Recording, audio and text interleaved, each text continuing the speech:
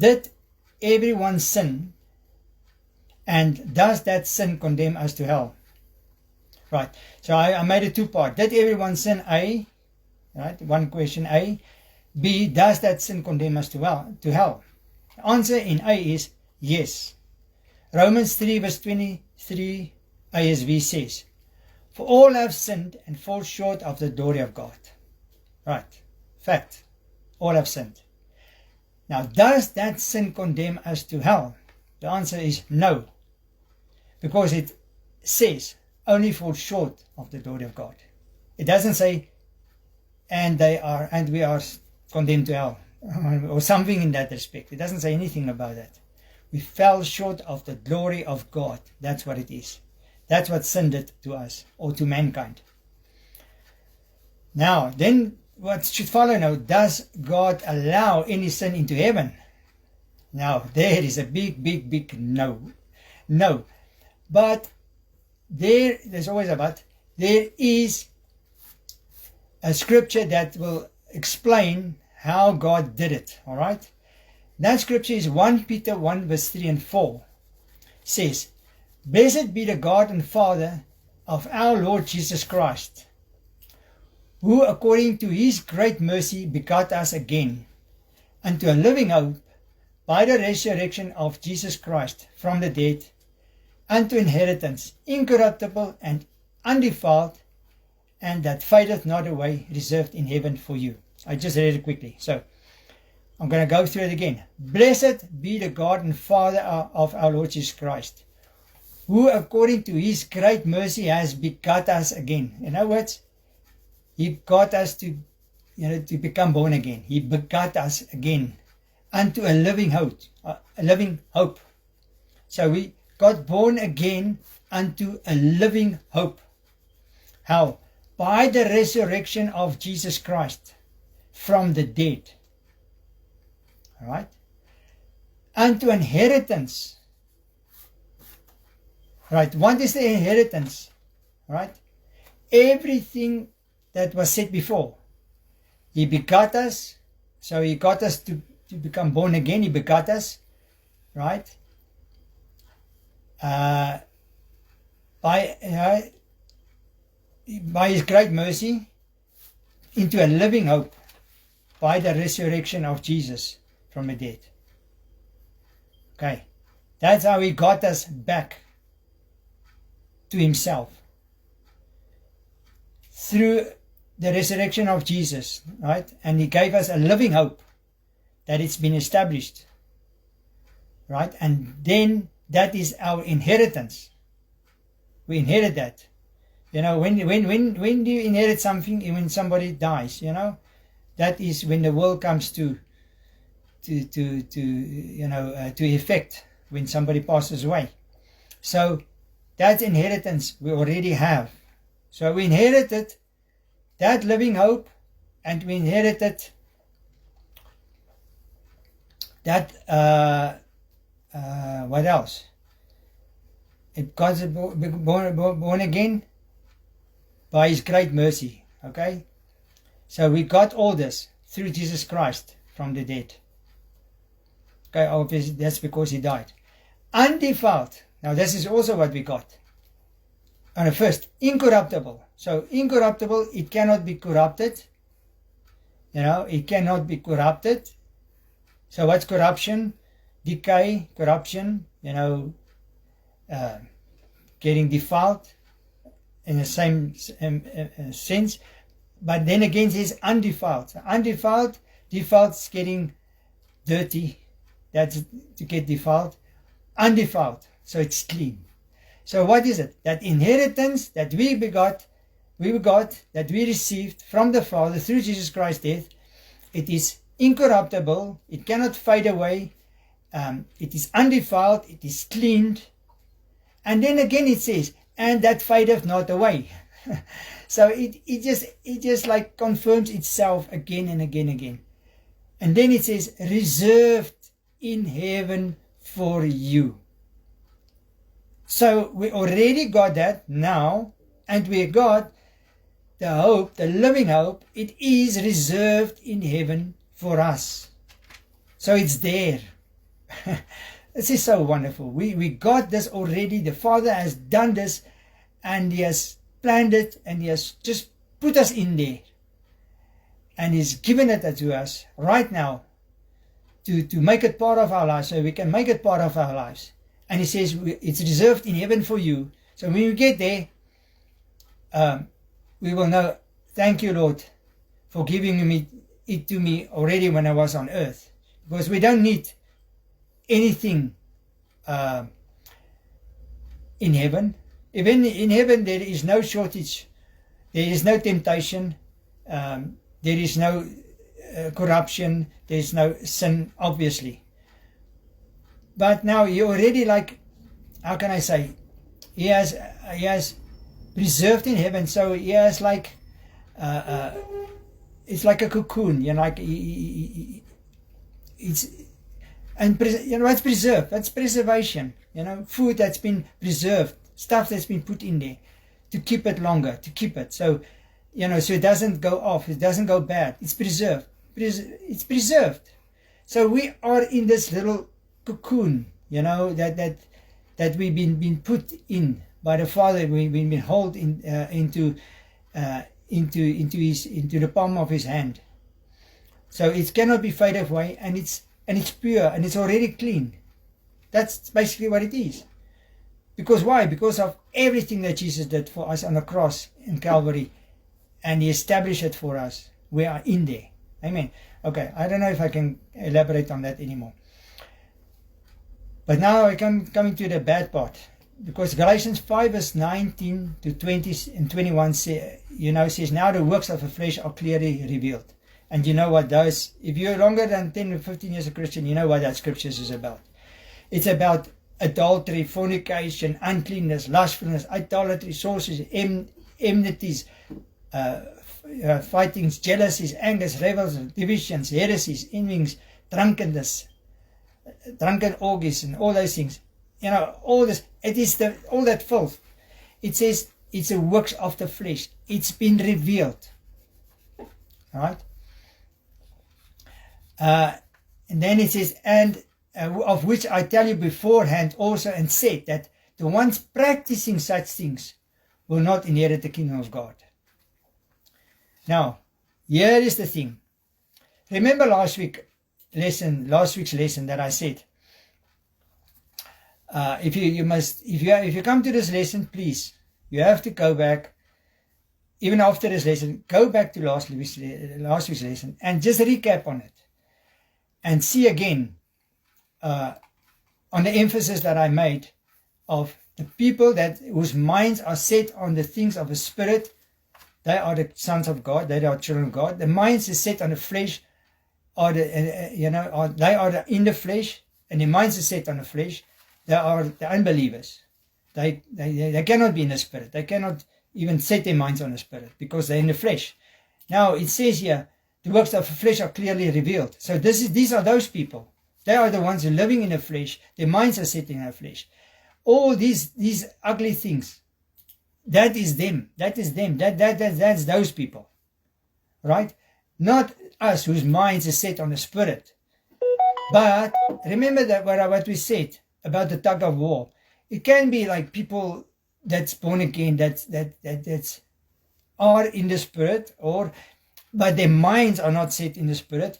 And then and if we go further back and we said, okay, how about deception and the enemy and the devil lured and he pull you in, and people falling into this Christians, there's people who's living in the Spirit, whose mindset of Spirit, and then they fell into maybe adultery or drunkenness, something, somebody get drunk, drinking wine, because nobody says that, everybody, have discourse about drinking, and it's not sin, isn't it? And there's no scripture that says it's sin. Only thing I can say is, you just ask the Father, is it okay for you to drink if you're a Christian? Okay, and then the alcoholic will also say, yes, I prayed and Lord said I can drink. So that's besides the point. So it doesn't matter. It's up to you. Okay, but for me, it's out. Okay, but now, let's not go there. All right, what the thing is here, we say, people Okay, what's the question here? The ones that practicing these things. Okay, there's an emphasis now. Now, people that does, so as I said, those who are in the spirit, their mindsets on the spirit, they do err. They did, add a glitch here and there, or a slip here and there. They're not going to hell. You're not going to hell because of, I was drunk 40 years ago, so I'm going to hell now. No, I was drunk in the army, and then I had a hangover, and I said never again. But I drank some stuff afterwards. But I had such a hangover. Until today, I never had a hangover again, because I never been that drunk again. I don't want to be that drunk ever again. Thank God, and thank the Lord that I don't have to. Okay, so now, this is the thing. Practicing such things. You see, a doctor, when he gets qualified, he's maybe getting employed by a local hospital, government hospital, or private hospital. Now, some of them say, no, okay, no, I'm going to do my own thing. So he gets a loan, and it gets a little premises, and he's, advertise, people come, and then he start, we call it a practice. So he's practicing his business. He's a practicing doctor. He's got his own practice. That's what it is. But the others, they are just like getting a salary and so on. Maybe some missionaries go and they go to different nations, and then they administer medicine to the people and so on, and then they are building the houses and stuff, and some other weeks, there come more people, and they have to that's not his way, his practice. He's doing all sorts of things. But that one, that's his practice. He's got his own practice. Same scenario with this. Those whose mindset on the things of the spirit, they are the Christians, all right? They don't practice the things of the flesh. They don't practice these things. You get it? So those people who practice these things, the Bible says, and it says, such things will not inherit the kingdom of God. Galatians 5 verse 21. You see, you're not condemned. Sin doesn't condemn just people straight away to hell. That's why we get it all wrong. You see, you have to see it correctly. You have to cut the word correctly. You have to define it and see, understand it. It is a clear cut. I mean, there is people that's not there, and others are there, but they err, but they still, maybe they're just not there. Andrew Wommack says, you're not going to die, or you're not going to go to hell, but you might just go to heaven earlier. Because, if you play around or fool around to sin, obviously, the devil's going to take you out, and you're not going to stay long. You're not going to stick around long enough, to experience the goodness of God on this earth. So I highly recommend not to do that, you see. But it's up to you, okay? You make your choices. Now, Isaiah 59 verse 2 says, but your iniquities have separated between you and your God, and your sins have hid his face from you, so that he will not hear. Now, this scripture is taken out of context for a Christian, because the sins, if you have some of these things or sins or whatever you think, it doesn't separate you from God. It's not applicable to the Christian, those who living according to their mindset on the spirit. It is applicable to those whose mindset on the flesh, because they are the unbeliever. It is applicable to them. And in the Old Testament, it's true, those people, when their sins, they had to, in the Old Testament, the sins were just covered. It was just covered. It wasn't taken away. And for them, their sins were separated. And they had to make sacrifices and repent of their sins and sacrifice. And then God covered their sins. It wasn't even taken away. But if they didn't repent and repent of their sins in the Old Testament, I'm talking about the Old Testament, then their sins has come between them and God.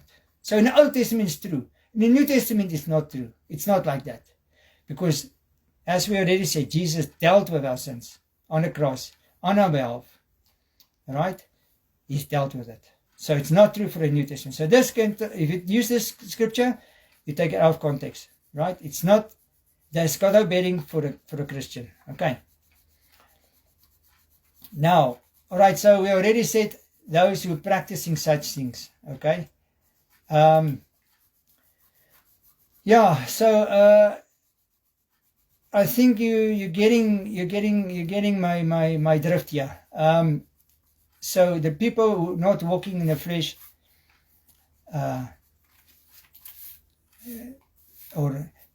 people who are practicing these things. So it's about the practice. The people who walk in the flesh are the ones who practice these things. They are the unbeliever. They're the one that's not going to make it, because that's their practice. But also they are also the ones whose minds is not set on the things of the spirit. Their minds are things set on the flesh. They are also the unbeliever. So if you combine these two scriptures, then you will understand it clearly. And now we can come to Romans 8 verse 7 that says, now this Romans 8 verse 7, it nails it now. It says, for a mind that is set on the flesh is hostile toward God. It does not submit to God's law. Indeed, it cannot. You get it? His mind set on the flesh is hostile toward God. It does not submit to God's law. Indeed, it cannot. So I already proved it over and over. The people in the flesh, the mindset on the flesh, all right, they are not, that does not submit to God's law. And we already got in the previous lesson that we are already submitted because of Jesus. And it's almost like coming through here as well in that 1 Peter scripture. Basically the same thing. It just says the same thing basically. 1 Peter 1 verse 3 and 4. It says basically the same thing. Or, that's the same scenario that you're getting there. And those who are in the flesh cannot please God. Romans 8 verse 8. They cannot please God. Then Romans 8 says, but you are not in the flesh. You are in the spirit. If in fact the Spirit of God dwells in you. Anyone who does not have the Spirit of God, Christ does not belong to him. All right, so we have the Spirit of God, because our minds are set on the Spirit, and God's Spirit is in us. I already said, if you need to be in Christ. If Christ is not in you, then you're not in Christ. And I already said, if you feel you're not in Christ, you just have to say, Lord Jesus, come into my life. I receive you as my Lord and Savior. Then Christ is in you, and you are in Christ. And then you have the Spirit of God. And then your mind is set on the Spirit and not on the flesh. It's actually very simple. I think we just look at it from that perspective and keep it simple. In a drawing office, we used to say KIS, keep it simple. Just keep it simple. Let's not complicate these things. God didn't want anything to be complicated. He wants even a little child to understand the gospel. Or even somebody like me that wasn't, I'm like one of the fishermen, I wasn't much educated.